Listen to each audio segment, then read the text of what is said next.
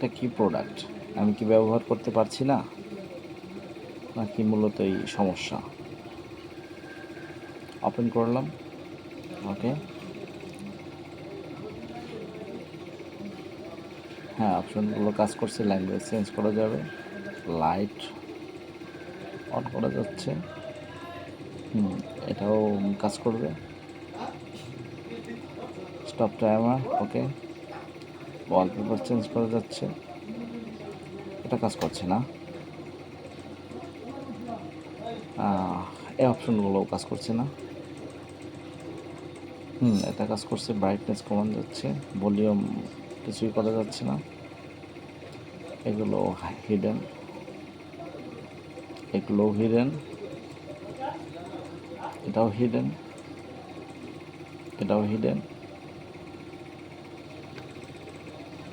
বুঝলাম না, আমি কি কানেক্ট করতে পারছি না, নাকি অন্য কোনো সমস্যা, নাকি প্রোডাক্টিভ হওয়া?